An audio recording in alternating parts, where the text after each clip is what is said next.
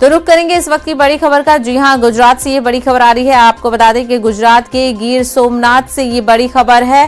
तेज हवाओं की जद में आकर कश्तियां डूबी हैं, जिसमें बताया जा रहा है कि 10 से 15 माहीगीर लापता हुए हैं।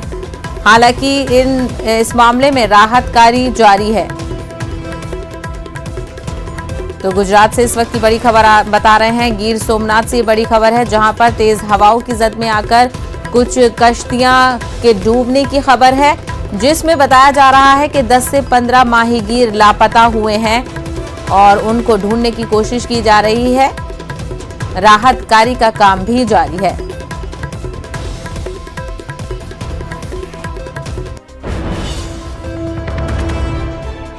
तो आप तस्वीरों में देख सकते हैं, गुजरात के गिर सोमनाथ से ये बड़ी खबर आ रही है, जहां पर तेज हवाओं के चलते कई कश्तियों के डूबने की खबर आ रही है और बताया जा रहा है कि 10 से 15 माहीगीर कश्तियां डूबने से लापता हो गए हैं। हालांकि इंतजामिया की तरफ से राहत कार्य का काम जारी है। लोगों को और माहीगीरों को ढूंढने की कोशिश की जा रही है। 10 से 15 माहीगीर लापता बताए जा रहे हैं और ये मामला है गिर सोमनाथ का, जहां पर तेज हवाओं के चलने की जद में आकर कश्तियां डूबी हैं।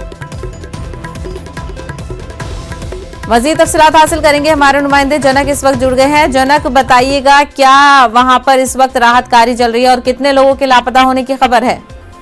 देखिए, जो जानकारी आ रही है उसके मुताबिक गिर सोमनाथ का नवा बंदर जो इलाका है, वहां पर ये कल रात को तेज हवाएं चल रही, काफी तेज हवाएं। हालांकि मौसम विभाग ने ये चेतावनी दी थी कि अगले 3 दिन तेज हवाओं के साथ भारी बारिश और कई जगहों पर भारी से भारी बारिश होने का अनुमान था।